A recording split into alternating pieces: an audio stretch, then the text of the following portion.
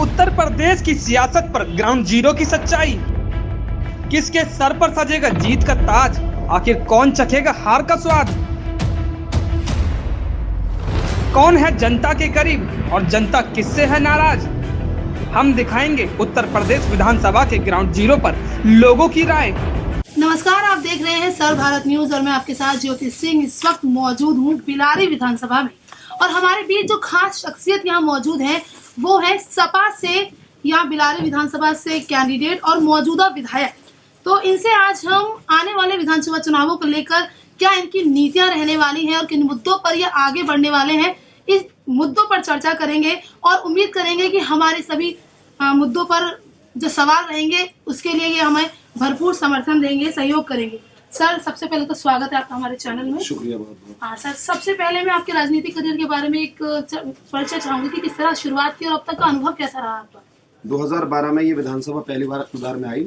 यहाँ 2012 में हमारे वालिद मोहतरम हाजी मोहम्मद इरफान साहब विधायक बने। 10 मार्च 2016 को उनका हादसा हुआ, उपचुनाव हुआ, उसमें मैं जीता। उसके बाद 2017 में आम चुनाव हुआ, उसमें मैं जीता। ये विधानसभा गंगा जमनी तहजीब का एक गहवारा है। यहाँ सभी लोग मिलजुल के रहते हैं। 2012 से 2016 तक माननीय विधायक जी ने इस विधानसभा को चमन बनाने का काम किया। इस विधानसभा में 4 साल बनाम 50 साल के नारे के साथ विधायक जी ने काम किया था, लेकिन विधायक जी के जाने से 10 साल का एक तरीके से काम रुक गया, क्योंकि हम लोग इस उम्मीद में थे कि सरकार हमारी बनेगी। सरकार हमारी नहीं बन पाई। तो जो लोग हैं वो याद कर रहे हैं उस वक्त को। इंशाल्लाह जब वक्त आएगा तो हम इस बदलाव लेकर के आएंगे और बिलारी विधानसभा को आदर्श विधानसभा बनाएंगे।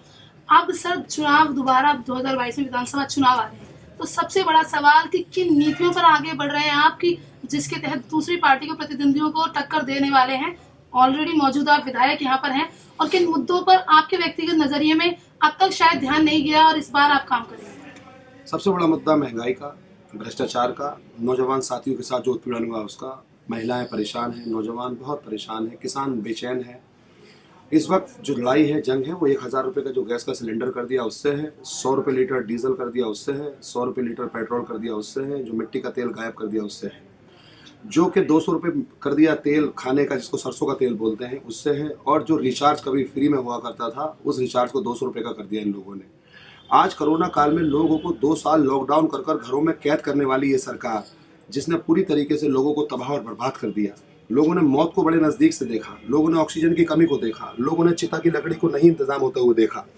लोग अब सब समझ चुके हैं। इन्होंने कोरोना काल में कावड़ यात्रा बंद करा दी। इन्होंने कोरोना काल में भगवान शिव, भगवान राम और हमारे जो भगवान श्री कृष्ण है, जन्माष्टमी है, हमारे बाबा भीमराव अंबेडकर साहब का जन्मदिन है, भगवान बौद्ध का पाठ है, जागरण है, और मुस्लिम भाइयों को रोजे रखवाने के बाद नमाज पढ़ने की इजाज़त ईदगाह तक में नहीं दी गई। तो लोगों को ये एहसास हो गया कि धर्म आस्था का नाम है। कोई हाथ जोड़कर पूछता है, कोई हाथ फैलाकर पूछता है, लेकिन भगवान दिल में है। तो जब दिल में है भगवान और हमने घरों में पूजा की है और घरों में नमाज पढ़ी है, तो फिर अब हम लोग जो धर्म के नाम पर वोट नहीं करेंगे।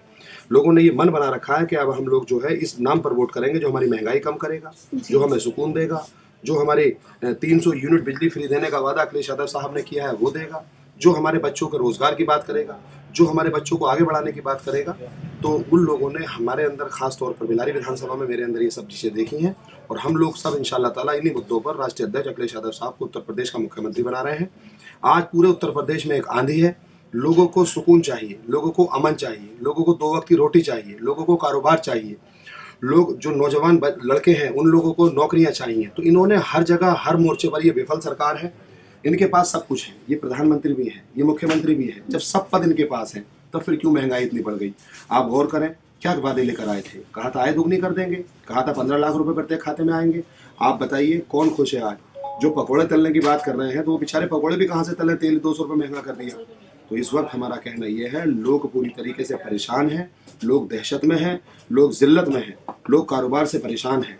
तो उम्मीद हम करते हैं कि सरकार बदलेगी और उत्तर प्रदेश के मुख्यमंत्री अखिलेश यादव साहब बनेंगे। सर, रोजगार की आपने अभी बात कही, रोजगार पर हमारा सवाल है। अभी एक बयान बहुत वायरल हो रहा है, ट्वीट वायरल हो रहा है, यूपी कैबिनेट के एक मंत्री हैं सिद्धार्थ नाथ जी, कि 2 करोड़ नौकरी बीजेपी ने युवाओं को यहाँ दी है, और जबकि 22 लाख का जुमला अखिलेश जी दे रहे हैं। इस पर क्या दे चुके हैं 2 करोड़? दिल समझाने को ख्याल अच्छा है गालिब। झूठ से क्या होगा? झूठ तो सब समझ चुके हैं। जुमलेबाजी जब इनके गृह मंत्री बोलते हैं आपकी टीवी पे आकर के कि हम तो जुमलेबाजों की सरकार है, जुमला था वो तो 15 लाख वाला, तो जुमले तो बोलने की इनकी आदत है। लेकिन आवाम की आवाज़ नकारी खुदा है। बात विधानसभा बिलारी की हो रही है। आप बताइए, हम आपको आंकड़े देते हैं, कोई नौकरी नहीं लगी। हम आंकड़े दे रहे हैं आपको, कोई कारोबार नहीं आगे बढ़ा। हम आंकड़े आपको दे रहे हैं 2 साल से लोग परेशान हैं। 1000 रुपये का गैस का सिलेंडर लेने के लिए लोगों के पास इतने पैसे मैसर नहीं हो पा रहे कि वो 1000 का सिलेंडर खरीद सके। तो फिर लकड़ियों पे आ गए, फिर उपलों पे आ गए। तो इस पे बात करें ना, बात ये करें कि जो सच है, अब लोग इनके झूठ में आने वाले नहीं है। कोई रोजगार न दे सके न दे पाए, क्योंकि इन्होंने मात्र धर्म के नाम पर राजनीति की है। तो धर्म के नाम पर राजनीति करने वालों, लोगों को सुकून चाहिए, लोगों को अमन चाहिए, लोगों को कारोबार चाहिए, व्यापार चाहिए, लोगों को आगे बढ़ना चाहिए। 2 साल स्कूल बंद करने वाले ये लोग, जिन्होंने लड़कों को डॉक्टर, कलेक्टर, इंजीनियर बनने से रोक दिया, जिन्होंने बच्चियों को आगे बढ़ने से रोक दिया, ये बात करते हैं। इन्होंने सारे कंपटीशन में धांधली करा दी, तमाम पर्चे लीक करा दिए। आज शिक्षा का स्तर कहां से कहां पहुंच गया। इन्होंने पूरे देश को पीछे ला करके रख दिया।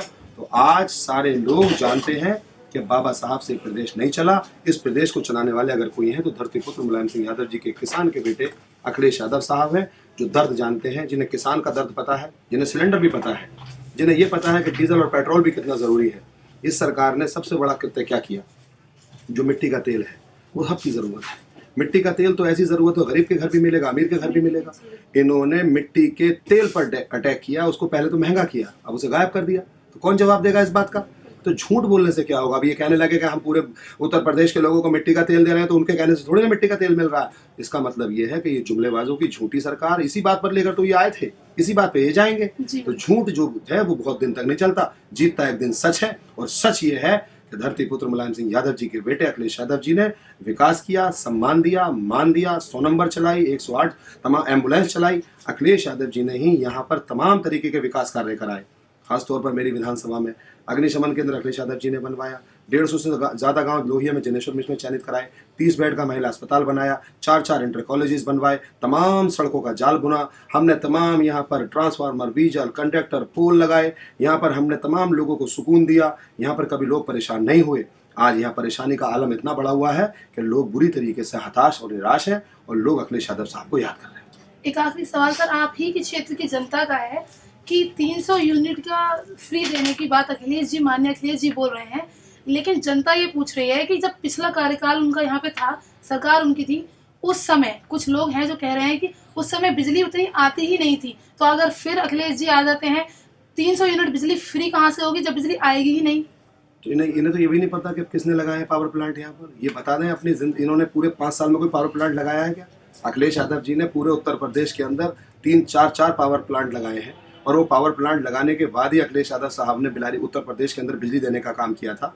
बिलारी विधानसभा में जब 2012 से पहले का दौर ये था कि 6 घंटे बिजली दिन में और 6 घंटे बिजली रात को आती थी। जब मेरे अब्बू जी हाजी इरफान साहब विधायक बने तो यहाँ पर बिजली 18 घंटे पहले ही दिन से राष्ट्रीय अध्यक्ष जी के टाइम से आना शुरू हो गई थी। देखिए, हमारे कामों पर ढोल पीटने वाले ये लोग ये जानते हैं कि ये बता दें कि एक भी बिजली का कारखाना इन्होंने लगाया है क्या। अरे जब कारखाने बिजली के अखिलेश यादव जी ने लगाए हैं तो अखिलेश यादव भी तो बिजली फ्री देंगे। और अखिलेश यादव जी ने वो काम किए हैं जो काम अखिलेश यादव कर सकते हैं। इन्होंने तो ना कोई काम किया, ना इन्होंने कोई काम करने की कोशिश की। कारखाने हमने लगाए हैं, बिजली हमारे को मालूम है। समाजवादी की सरकार में बिजली की व्यवस्था सुधरी, इन्होंने तो सारी व्यवस्थाएं खराब कर दी। कैसे खराब कर दी। बुनकर समाज को अखिलेश यादव जी सब्सिडी देते रहे हैं, इन्होंने वो सब्सिडी बंद करने का काम किया। तो खराब कौन कर रहे हैं। बिजली हम दे रहे हैं, सब्सिडी हम दे रहे हैं, तुम्हें क्या हक है किसी गरीब के ऊपर डाका डालने का। तुमने 2 साल में पूरा बर्बाद करके लोगों को घर में कैद कर दिया, उनकी सब्सिडी छीन ली। अब आपसे टीवी मीडिया पर आने के बाद ये बातें करते हैं। तो आवाम सब जानती है बिजली खूब मिली और मिल रही थी।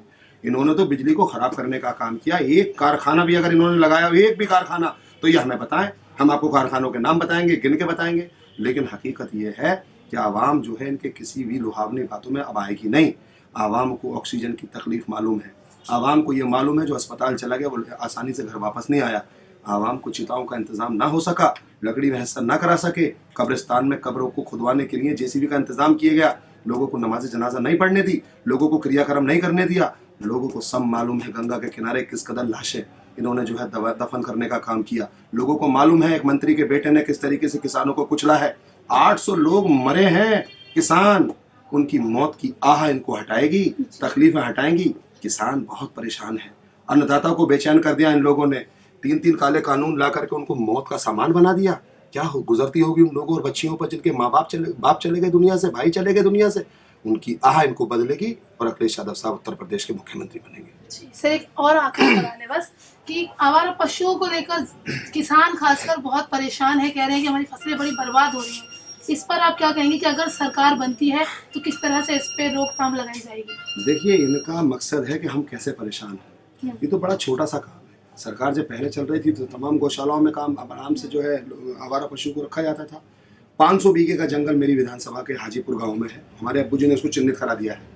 500 बीघे जंगल को इंशाल्लाह हम लोग पूरा आहता बनवाएंगे, पूरा उसको वो कराएंगे और सारे जानवर, लाखों जानवर भी हम उसके अंदर रखेंगे। खाने की व्यवस्था, उनके रहने की व्यवस्था सब होगी। टीन शेड बनवाएंगे और हम उम्मीद करते हैं कि ये काम सिर्फ हम ही करेंगे। ये तो सिर्फ झूठ पीटने वाले लोग हैं। इन्होंने गाय माता के साथ जो शोषण किया है उसकी ज़िंदगी अगर आप देखेंगे तो वो तड़प तड़प के मरने वाली है। कोई उनकी खैरियत नहीं। वो दिन में मजबूर है, रात को मजबूर है कहीं और चारा खाने के लिए। उससे किसान कितना परेशान हो रहा है। किसान की बर्बादी का आलम है। आप देखिए, रात रात भर लठियाँ लेकर जो है बेचारे खेतों में रहते हैं। रात रात भर परेशान है। बहुत सी मौतें हो गई ठंड की वजह से। उनके पास इतने कोई पैसे थोड़ी हैं कि वो बेचारे हीटर में घूमें। वो तो बेचारे अपने तन पे एक कपड़ा लेके घूमते रहते हैं। तो उससे बहुत लोगों की मौत भी हुई है। ये इनको हटाएगी और हम लोग बहुत इंतजामात करने वाले हैं। हम लोग बेलारी विधानसभा को आदर्श विधानसभा बनाएंगे। हम लोग बेलारी में मेडिकल कॉलेज लाएंगे। हम लोग बेलारी में अग्निशमन केंद्र, जो इन्होंने लूटने का काम किया हमने और लूटने की वाहवाही इन्होंने कोशिश की, उसका हम जो विस्तार है वो कराएंगे। यहाँ पर मंडी समिति की स्थापना कराएंगे। यहाँ पर हम लोग जो है कोचिंग सेंटर, जो कोटा में बच्चे और बच्चियाँ पढ़ते हैं जाकर, तो हम यहाँ बहुत बड़ा एक हब बनाएंगे जिससे कि यहाँ पर बच्चे और बच्चियों की तालीम का माकूल इंतजाम हो सके। हम ट्यूटर मंगाएंगे बाहर से, जो कि यहीं पर IAS, IPS, PCS, doctor, collector, engineers की पढ़ाई हो सके। बच्चों को कंपटीशन और बच्चियों को कंपटीशन निकालने में मदद हो सके। और हम लोगों का मकसद ये है कि बेलारी विधानसभा एक आदर्श विधानसभा के साथ साथ एक ऐसी विधानसभा बनने वाली है इंशाल्लाह, क्योंकि ये काम 80% मेरे अब्बू जी करके चले गए हैं। जो काम बचा है उसको मैं पूरा करूंगा सरकार बनने के बाद। यहाँ का बाशिंदा जब इंशाल्लाह कहीं बाहर जाकर कहेगा कि मैं बेलारी का बाशिंदा हूँ तो उसे फख्र महसूस होगा। इन 5 साल तो इन्होंने हमें कोई काम नहीं दिया, निधि हमारी छीन ली, इन्होंने कोई एक ईंट नहीं लगाई, इन्होंने सिर्फ धर्म के नाम पर राजनीति की। तो इंशाल्लाह हम उम्मीद करते हैं कि अखिलेश यादव जी का वक्त और दौर आने वाला है। देखिए, जिन्होंने कलम दिया उनका नाम आजम खान साहब है। कलम जिसने दिया उनका नाम आजम खान साहब, उनके बेटे अब्दुल्ला आजम, उनकी हमारी विधायक तजीर फातिमा साहिबा है। इन्होंने उनको जेल में डाल दिया।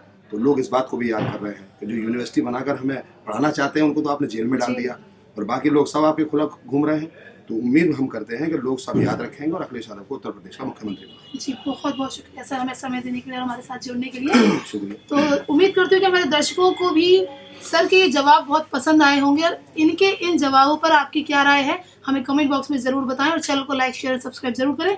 कैमरा पर्सन दिग्विजय सिंह के साथ मैं ज्योति सिंह, धन्यवाद। Press the bell icon on the YouTube app and never miss another update.